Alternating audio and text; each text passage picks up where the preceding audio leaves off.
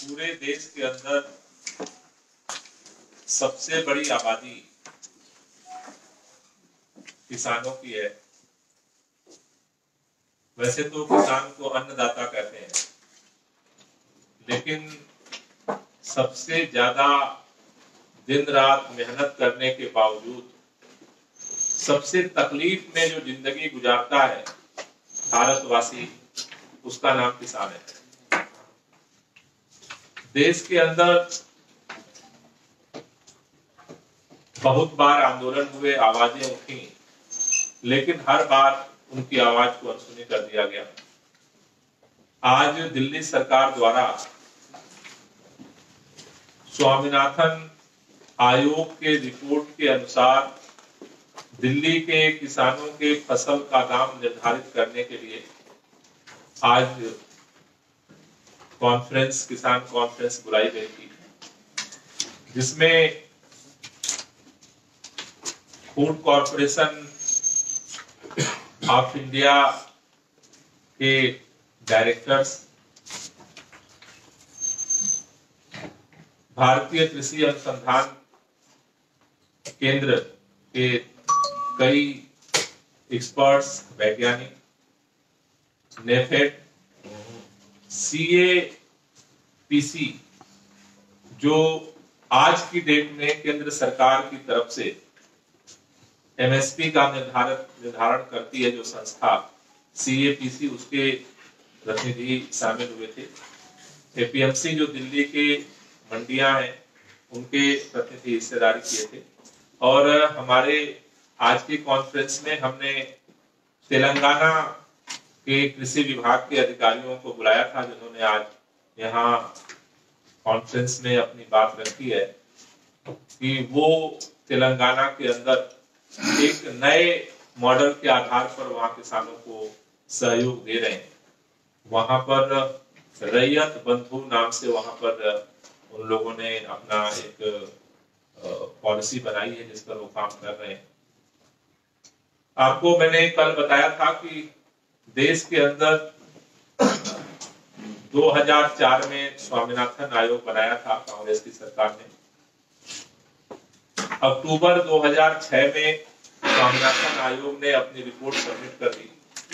कई सारी सिफारिशें थी, लेकिन उसमें जो सबसे महत्वपूर्ण सिफारिश थी कि इस देश के अंदर जो किसानों का संकट है, क्योंकि आज पूरे देश के अंदर कर्जा माफी का आंदोलन चल रहा है, सरकारें कर्जा माफी कर रही हैं, लेकिन स्वामीनाथन आयोग का जो मूल अवधारणा थी कि कर्जा माफी की जगह किसानों को कर्ज मुक्ति की तरफ कैसे ले जाए, किसान को कर्जा लेना ही ना पड़े, क्योंकि बार बार कर्जा लेना पड़ता है और बार बार माफी होती है, उसमें सुसाइड होता है। तो स्वामीनाथन आयोग की जो मूल अवधारणा थी कि कर्ज माफी की जगह कर्ज मुक्ति का सिस्टम पैदा हो, कि किसान को कर्जा लेना ही ना पड़े। और उसके लिए उन्होंने जो बेसिक फार्मूला बनाया कि किसानों के जो फसल की उपज है, उसकी जो लागत है सारी, चाहे वो बीज हो, खाद हो, जुताई हो, उसकी जो बेसिक कास्ट है उस पर इंटरेस्ट हो, निराई हो, मड़ाई हो, और उसके अंदर जो लेबर कास्ट होती है, उन सारे चीजों को कैलकुलेट करके जितना कास्ट आती है उसमें 50% और जोड़ करके मिनिमम समर्थन मूल्य निर्धारित किया जाए, फसल का जो दाम है वो निर्धारित किया जाए। लेकिन न तो कांग्रेस ने इसे लागू किया और न तो भारतीय जनता पार्टी ने उसे लागू किया।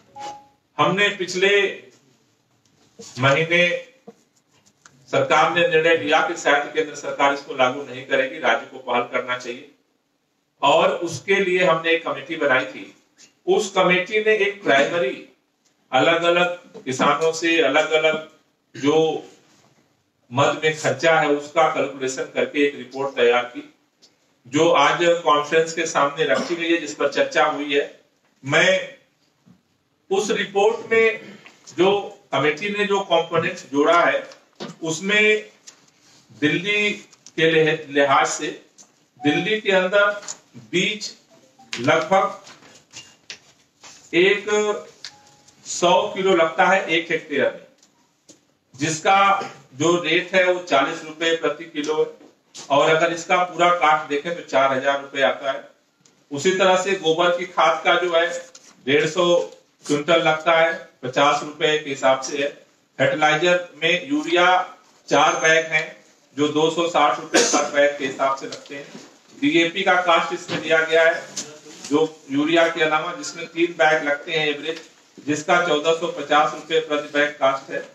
जिंक सल्फेट है जो 12 किलो लगता है, जिसका 42 रुपया प्रति केजी के हिसाब से कास्ट है। एमओपी जो है 50 केजी लगता है, जिसका 750 रुपए प्रति केजी के हिसाब से है।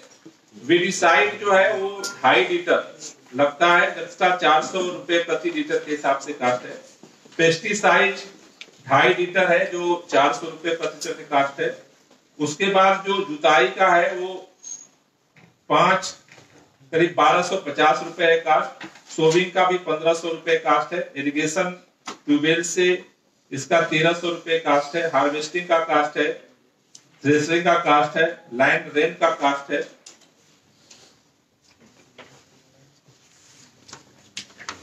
ये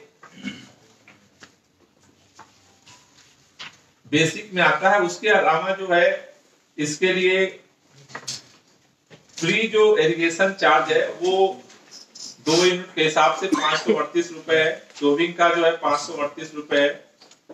एप्लीकेशन का जो है, जो मैन्योर है उनके 538 रुपए है। फर्टिलाइजर टॉप ड्रेसिंग का है, केमिकल का है। इस तरह से जो सारा कास्ट हम जोड़ रहे हैं यहाँ पर, तो वो कास्ट जो है वो टोटल 1564 रुपए दिल्ली के अंदर आ रहा है। बेसिक जो उसका कास्ट है ये गेहूं का है। और उसी तरह से ये सारा जो कंपोनेंट है, जितना कंपोनेंट हमने आपको बताया, ये सारा जो कंपोनेंट हम जोड़ रहे हैं धान के लिए, तो वो 15,602 रुपए आ रहा है पर हेक्टेयर है ना। हाँ जी, हाँ हाँ। गेहूं का तो 1534 है, इसका 15,000 है। नहीं, उसको 15,64 कॉपी दे देंगे आप, अभी डिटेल दे देंगे आपको, ईमेल दे देंगे। अब जो ये डिटेल जो आ रहा है दोनों का जोड़ करके, अभी जो कमेटी ने रिपोर्ट दी है उसमें गेहूं का केंद्र सरकार का जो है, केंद्र सरकार की जो आज एमएसपी है 1,840 रुपए।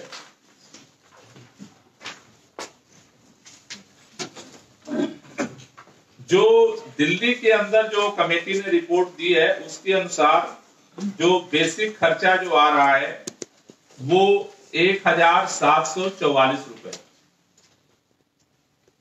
1,744 रुपए में जब स्वामीनाथन आयोग के रिकमेंडेशन को इंप्लीमेंट करते हैं, 50% उसे ऐड करते हैं, तो वो जो दिल्ली के अंदर हो रहा है एमएसपी जो हो रहा है वो 2,616 रुपए। तो केंद्र सरकार की जो एमएसपी है वो 1,840 रुपए है। दिल्ली सरकार की जो प्रस्तावित एमएसपी है वो 2,616 रुपए है। उसी तरह से धान में जो है केंद्र सरकार की जो एमएसपी आज की तारीख में है वो 1,770 रुपए है। और जब हम 50% जोड़ करके दिल्ली की एमएसपी जब हम निर्धारित करने का जो प्रस्ताव है वो 2,667 रुपए। यानी कि अगर हम देखें तो जो केंद्र सरकार की एमएसपी है और दिल्ली के अंदर जो कमेटी की रिपोर्ट है उसके अनुसार केंद्र सरकार, अगर हम इसको लागू करते हैं तो दिल्ली के किसानों को प्रति क्विंटल जो है गेहूं में 776 रुपए ज्यादा मिलेंगे और धान में जो है 897 रुपए ज्यादा मिलेंगे। ये जो अगर हम इसको मल्टीप्लाई करते हैं तो लगभग इसमें प्रति एकड़ जो है 18 क्विंटल का दिल्ली के अंदर उत्पादन का रेट है। 18 क्विंटल प्रति एकड़ गेहूं उत्पादन होता है एवरेज, और धान जो है वो 19.5 क्विंटल प्रति एकड़ जो है। अगर हम इन दोनों की लायबिलिटी, जो फाइनेंशियल लायबिलिटी अगर सरकार के ऊपर हम देखते हैं, तो गेहूं के लिए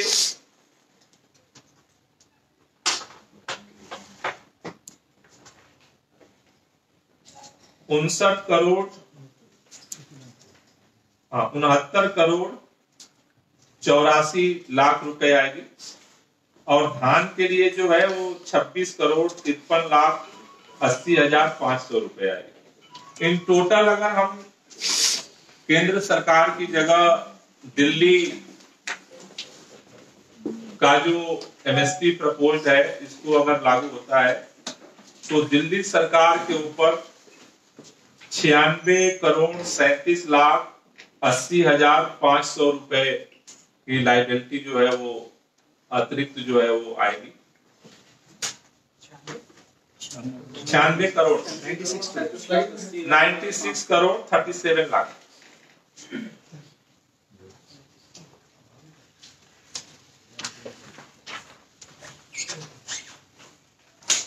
अभी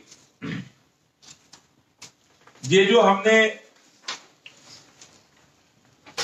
कमेटी ने जो रिपोर्ट रखी है उस पर हमने एक्सपर्ट्स की भी राय ली है, किसानों की भी राय ली है, एंड ठीक जो ये प्रस्ताव है इसके अलावा इसमें मुख्य तौर पर 2 अड़चन है। एक अड़चन ये है कि केंद्र सरकार के कृषि विभाग ने एक सर्कुलर जारी किया हुआ है कि अगर कोई राज्य अगर केंद्र सरकार की एमएसपी से ज्यादा अगर समर्थन मूल्य निर्धारित करता है, तो सारा जो है खरीदारी का सारा बंदोबस्त उसे खुद करना पड़ेगा। तो अभी एफसीआई के लोगों से भी हमने बात रखी है, उनका कहना है कि ये सर्कुलर 2 ऑप्शन है, तो केंद्र सरकार को हम लिखेंगे कि इस सर्कुलर को वापस लिया जाए दिल्ली के संदर्भ में, क्योंकि दिल्ली के पास अपना कोई रिक्वायरमेंट और स्टोरेज का सिस्टम नहीं है। दूसरा उनका कहना है कि ये सिस्टम लागू उस समय हुआ था कि जो बड़े बड़े स्टेट हैं जहां पर ज्यादा प्रोडक्शन होता है, वहां जब आप समर्थन मूल्य बढ़ाते हैं तो खेती बढ़ती है, और इतना ज्यादा प्रोडक्शन होता है तो उसको प्रोक्योर करना और उसी राज्य में जितना खर्चा है पीडीएस सिस्टम के और माध्यम से बहुत ज्यादा हो जाता है, तो उसको स्टोर करना मुश्किल हो जाता है। बट दिल्ली के अंदर जितना पीडीएस सिस्टम में खर्चा है, अभी एफसीआई के लोगों ने बताया, और जितनी उपज है वो दोनों लगभग बराबर है, तो यहाँ पर ये संकट नहीं है जिसकी वजह से सर्कुलर लागू हुआ था। तो उस सर्कुलर को विड्रॉ करने के लिए भी केंद्र सरकार को हम लोग लिखेंगे कि दिल्ली के लिए वो रेलिवेंट नहीं है, इसलिए दिल्ली को उस पर छूट दी जाए। दूसरा जो मॉडल तेलंगाना ने इंप्लीमेंट किया, जिसका प्रेजेंटेशन आज की कॉन्फ्रेंस में हुआ है, कि वो लोग फसल के ऊपर एमएसपी नहीं निर्धारित कर रहे। उन्होंने क्या किया है कि जो बेसिक लागत है कल्टीवेशन की, उस कल्टीवेशन को वहां के हिसाब से कैलकुलेट करके हर किसान को जितना उसकी कृषि योग्य भूमि है उसको उन्होंने मैपिंग कराया है, और जितनी मान लीजिए कि अगर तो 4,000 रुपया प्रति एकड़ हर फसल का वो प्री असिस्टेंस दे रहे हैं। तो कितनी फसल उनकी पैदा हुई कितनी नहीं हुई इससे उनको कोई मतलब नहीं है। उन्होंने एक मुश्त फिक्स कर दिया है कि 4,000 रुपया प्रति एकड़ के हिसाब से वो चेक जो है, पिछली बार उन्होंने पिछली बार चेक दिया है कि हर किसान को 10 एकड़ है तो उन्होंने 40,000 रुपये का चेक उस किसान को दे दिया है। तो उसकी क्या मॉडलिटी है उसको भी अभी हमने प्रेजेंटेशन में रखा है। ओवरऑल इन दोनों चीजों पर चर्चा करने के बाद ये समझ में आया है, क्योंकि इसकी कॉम्प्लेक्सिटी है, जो समर्थन एमएसपी जो हम निर्धारित कर रहे हैं 2400 रुपए के आसपास जा रही है, कि उसमें केंद्र सरकार अगर उसका सहयोग चाहिए हमें। दूसरा जो ये खेत वाला जो इन्होंने जो डायरेक्ट दे रहे हैं उसके सामने जो एक मॉडलिटी डेवलप करनी पड़ेगी कि जो खेती नहीं करता, खेती तो है उसके पास लेकिन वो गेहूं पैदा नहीं कर रहा, उसको कैसे दिया जाए। एंड सेकेंड जो उसमें चैलेंज है कि काफी तौर पर दिल्ली के अंदर जो खेत का मालिक है, जिसके नाम से खेत है, वो खेती नहीं करता है, वो ठेके पर दे रखा है, कोई और खेती कर रहा है। तो खेती कोई और कर रहा है, मालिक कोई और है, तो फिर अगर बेनिफिट ये दिया जाए तो फिर किसको दिया जाए। तो मुख्य तौर पर जिन 4-5 बिंदुओं के आसपास चर्चा हुई है, कृषि वैज्ञानिकों का इस जो अभी रेट आया है उस पर उन लोगों ने भी अपना एक रेट कैलकुलेट करके लाए थे, जो लगभग 2600 के आसपास ही है। 10-12 रुपए का अंतर था उनका जो प्रपोज रेट था, उन्होंने जो दिए बताया। तो मोटा मोटा अभी ये दो तरह के स्वामीनाथन आयोग के हिसाब से किसानों को सहयोग देने के लिए उन 2 मॉडलिटी आई है। तो अभी कॉन्फ्रेंस में हमने 2 चीजें डिसाइड की हैं।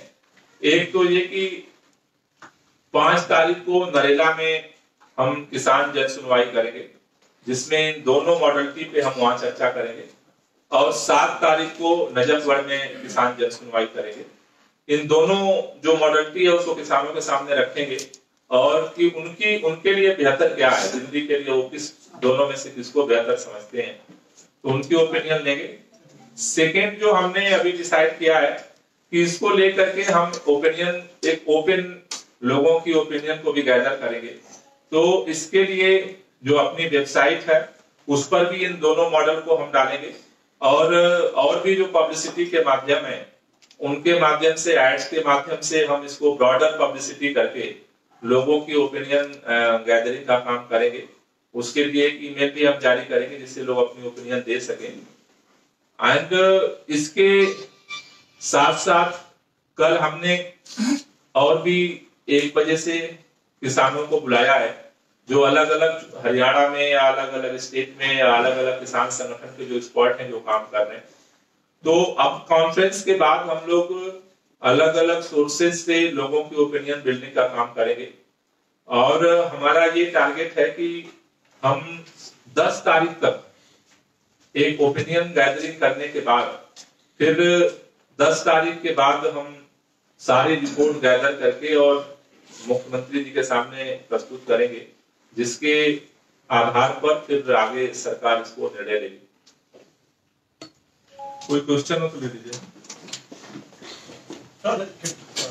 ये सब लोगों को दे दिया ना।